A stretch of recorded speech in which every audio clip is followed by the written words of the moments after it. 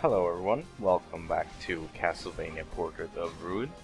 In the last part, we conquered the Dark Academy, I believe.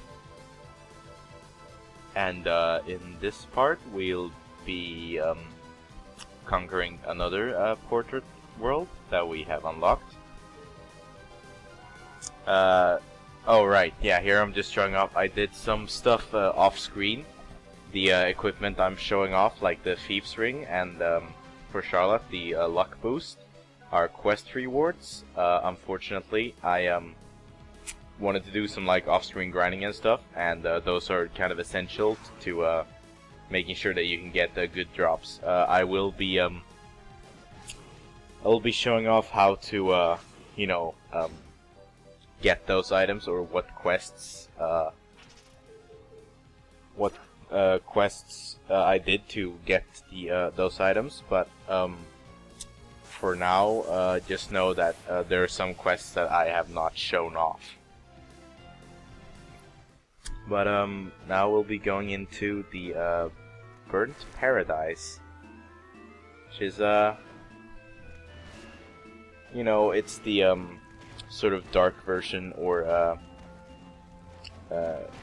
dark or mirror version of the Nation of Fools.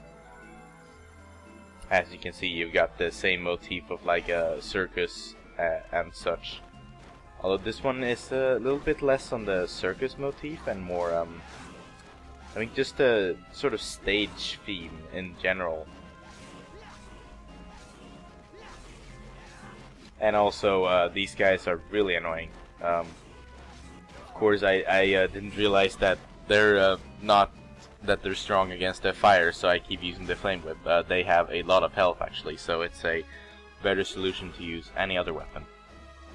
And here we have the bane of my existence, the freaking tan jellies. God, I hate them. What they do is that if they touch you or attack you, you get poisoned. And poison in this game, a big pain in the ass, because not only does it, make your health go down, like, gradually, but it also lasts a really long time unless you use, something to cure poison, like a spell or an item. And it's just kind of annoying, because since right now I don't have, I have nothing to actually cure poison, so I just have to like eat the damage. And you can see it's it's about 9 HP of damage every other second, I think. I mean, that's not too bad, but at the same time, combine it with the fact that poison also lowers some of your most of your stats. You might have seen it there periodically, or like really quickly, but poison also lowers all your stats, so you get less damage and such. Also, that weapon up there that gave me a bunch of stat ups is the Royal Sword. It is also a quest reward, I believe, that unfortunately, it's not really a quest that I can show off, because it's the quest A rank hunter, which is basically just kill 1500 enemies. And yeah. Also, there we have a double axe armor, a spin on the normal axe armor enemies, but this one has 2 axes. Quite fun and interesting, whatever. They're really annoying to fight. This whole portrait world is probably my least favorite, because it's just really, really annoying, because it has a bunch of really annoying enemies, and also they're like super strong. Couple that with the fact that you've got Medusa heads in a lot of rooms. This just becomes really annoying. Yeah, God. Here we have a Gorgon. They actually drop 2 items, and I figured since this is one of the few places you see them, I would just go back and like grind. I cut out all the grinding, and I'm just showing off the item drops.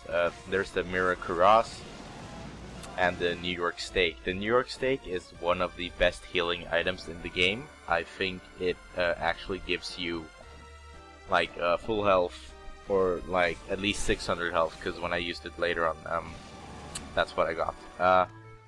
But yeah, the Mirror Cuirass is a piece of armor. It's not like stronger than whatever we have right now, but it does protect against petrification, which is really useful for the boss of this ported world, actually, which you will see. And here we have a Buster armor, which I guess is supposed to be like an upgraded version of the crossbow armor, or I think it's the crossbow armor. Yeah, I think it's supposed to be an upgraded version of the crossbow armor, or the bomber armor, or whatever. Except that these guys shoot homing missiles, which you can knock out of the air. I think you can do a lot of damage doing that, but yeah. Also here I decided this is a good area to sort of grind for the Medusa heads drops, so I'm just speeding up this process here. The Medusa heads can drop one spell and one weapon, which you'll see. Actually, a sort of funny story about this. This room is completely vertical with an exit at the bottom and at the top. I actually got the drop for the Medusa head, but it fell down the bottom of the shaft. So it actually like fell down out of this room. So, and that's a bit of a pain in the ass. So if you're grinding for the Medusa heads drops there, make sure to make sure that they're not above the pit. Here I'm just doing something cool, trying to kill the enemy without taking damage by doing drop kicks. It's pretty neat. Yeah, but I don't know, man. The music in this area is also very nice, in my opinion.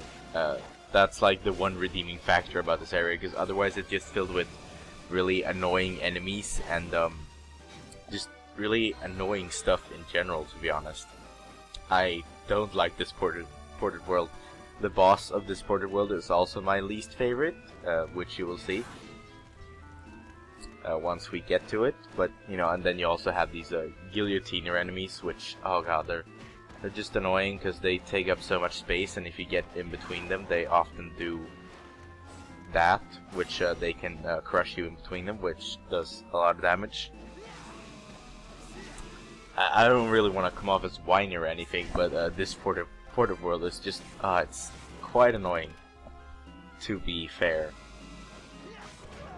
With multiple enemies that can poison you, and not really a good way to remove poison, although they do give you a thing in this ported world that deals with poison quite well. Also here, maybe a bit quick, but you saw that there was like flashing on that box in the top left corner. That's an item I got from the Peeping Eye, which is called the Eye for Decay. It's a head item for Jonathan or Charlotte, which basically highlights breakable walls, which I think is really nice if you don't know where they are. You can just use that. I'm just wearing it now because I think it's quite useful, so I don't have to like look at the guides and stuff on the internet to know where all the breakable walls are. But yeah, I don't know. It's a quite good item. It's nice that they put it in there, because otherwise I don't know how you would find the breakable wall stuff. Here we also have the sort of strong version of the hanging skeleton, the skeleton tree. Don't know why it's called that. I guess because it's sort of like a tree, but at the same time it's really just another version of the hanging skeletons from Nation of Fools. We also got the Jorix, which have been in a few Castlevania games. They function as such that they they basically headless skeletons that try to sort of find their heads, but in doing so they sort of kick it around.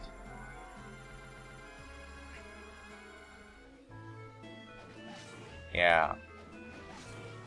You may have seen the boss door there, but we won't be going there just yet. We're going to explore the left half of this world.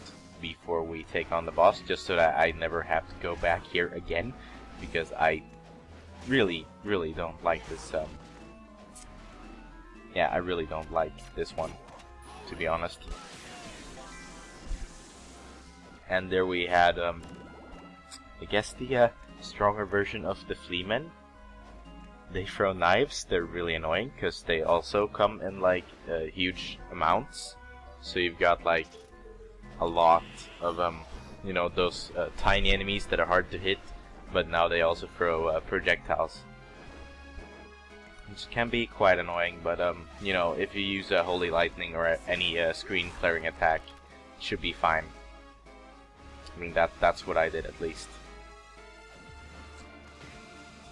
And yeah, as you can see, everything here just does a lot of damage, and I don't know, man. I mean, it's obviously it's supposed to be harder and stuff, but I just feel like this one is more tedious than anything. And here I'm showing off that you can use the Sanctuary spell to actually cure poison, which not really worth it, because considering the casting time for Sanctuary, as well as you know, the fact that you're poisoned, so you'll be losing health gradually, even though, so it's not worth it. But I just did it because I had nothing else to get rid of the poison. But I mean, soon enough we'll be getting a thing that will help us get rid of poison, which you know, really good.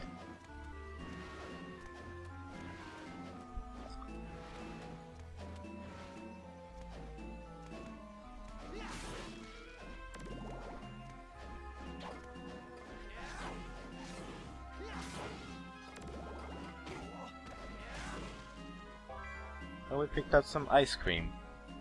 I do like the variety of different healing items. I think they're quite fun and enjoyable. And then we have the friggin' double axe armor. As you can see, they throw one up and one down, whereas the normal axe armor would just throw one either up or down. Which, you know, makes it a bit tougher to dodge, but if you have good weapons, you can probably yeah, you can probably just do whatever.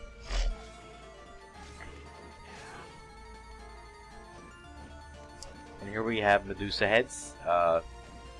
Yeah, I would actually compare this painting world to the clock tower levels of other Castlevania games. I know there's a sort of clock tower in this game, but it's not as annoying as this painting world. Far from it, because, you know, clock tower kind of known for having lots of tiny enemies that are sort of hard to hit, and also that really mess up your like mess up everything you do, like knock you back and stuff like that. Basically, they don't do much damage, but they may knock you into something that does a lot of damage. And in this case, well, I mean, with these guys, the Rippers, as they're called, they do a lot of damage, which kind of negates my point, but at the same time, they're just one of the few. I'm thinking more about the Medusa heads, about how they're just really rather annoying to deal with. Since, although you do have a lot more mobility and, variety in weapons and stuff, and how to attack, so they're not as annoying as other Castlevania games, but since they can also petrify you, that becomes quite a pain in the ass if they hit you in midair and you get petrified, so you just fall, and then you know, you take a lot of damage. It's kind of annoying. And there I just kind of wanted to avoid confrontation. I know I'm quite full on health, but honestly, those guys do so much damage. It's not even funny. I think they do like 200 something, which is insane. And here, I guess, just looking at different shoes. The Artemis shoes, I know they lowered my int a bit for Charlotte, but at the same time, it did raise her luck, which is useful. If you decide to whatchamacallit, if you decide to do like grinding for items and such. Here we find the gold leggings. They're pretty good. Pretty, you know, they're just a step above silver leggings, I guess. So, you know, good defense item for Jonathan in terms of shoes or footwear, I suppose.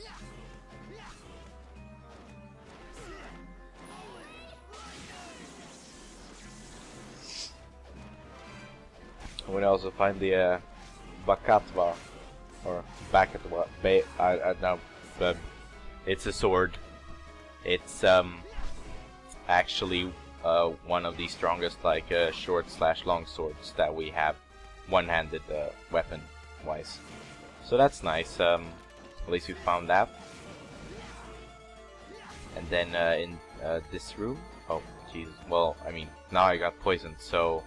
But that's a good thing in this case, or well, it's not a good thing. But here is Cure Poison, which much more useful than Sanctuary, because as you can see, casting time pretty quick. You don't really lose a lot of health while waiting for her to cure it. But yeah, so that's nice. I would have liked to see like, I'm not sure if this is in the game or not, but a sort of cure all spell. Even though we do have Sanctuary, but I would like to see one that's, you know, faster cast time. That's more made for curing all status elements. Also, Sanctuary does cost a bit of MP to cast, so that's kind of a, you know, you have to think about that as well. So, you know, one that doesn't cost as much MP and also does the job faster. Now we're actually nearing the start of this of the Burnt Paradise, which is, you know, interesting. Quite fun. There's the warp point for the beginning of the painting world, and we do have a warp point to go straight to the boss, which is nice. So that's basically what I'm going to be doing. There's a bit more to explore in this painting world, I guess, but I will probably off-screen that because I am so sick and tired of this world with its nuisance and stuff, and also I'll be going back once I have some better gear, which we will be getting in the next part, actually. But for now, let's just go and find the boss. Disclaimer, I did die like 10 or 20 times to this boss, but there will not be a montage because, honestly, I'm so, like, I don't know. I don't really want to do montages for, you know, because this one would be really long and that wouldn't be as much fun. So I'm just cutting to the menu. I did equip the Heaven Sword and the Strength Boost for Charlotte. Maybe I should actually talk about the boss though, but yeah, this is Medusa.